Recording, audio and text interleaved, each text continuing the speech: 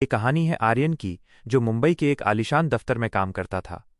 आर्यन के पास सब कुछ था, एक अच्छी सैलरी, महंगी गाड़ी और एक सुंदर घर। लेकिन उसके पास एक चीज नहीं थी, सुकून। हर सुबह वो अलार्म की आवाज से जागता, ट्रैफिक में फंसता और रात को थककर सो जाता। उसे लगता था जैसे वो एक ऐसी दौड़ में दौड़ रहा है जिसका कोई अंत नहीं। एक दिन ऑफिस से घर लौटते समय उसकी गाड़ी खराब हो गई। बारिश तेज थी और आसपास कोई मैकेनिक नहीं था। मजबूरी में उसे पास के एक छोटे से रेलवे स्टेशन पर शरण लेनी पड़ी। वो स्टेशन बहुत पुराना था और वहां सन्नाटा पसरा था। वहां बेंच पर एक बुजुर्ग बैठे थे जो मजे से अपनी चाय पी रहे थे। आर्यन ने पास जाकर पूछा, काका, अगली ट्रेन कब आएगी? बुजुर्ग मुस्कुराए और बोले, बेटा, यहां ट्रेन समय देखकर नहीं, जरूरत देखकर आती है।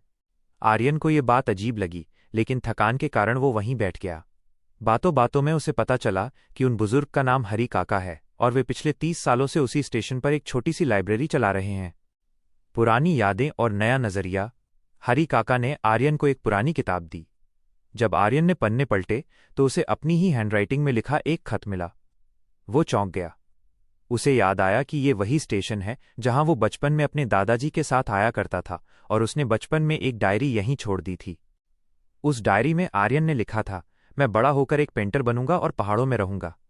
आर्यन की आंखों में आंसू आ गए। वो पेंटर बनने के बजाय फाइलों और कंप्यूटरों के बीच खो गया था।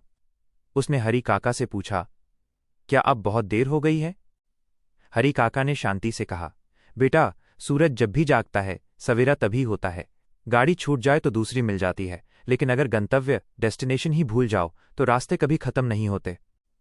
एक साहसी फैसला। उस रात आर्यन घर तो गया, लेकिन वो पुराना आर्यन नहीं था। अगले 1 महीने के भीतर उसने अपनी नौकरी से इस्तीफा दे दिया। उसके दोस्तों और परिवार ने उसे पागल कहा। किसी को समझ नहीं आया कि एक सफल इंसान सब कुछ छोड़कर पहाड़ों में क्यों जा रहा है। आर्यन हिमाचल के एक छोटे से गांव में बस गया। उसने एक छोटा सा कॉटेज लिया और फिर से ब्रश और कैनवस उठा लिया।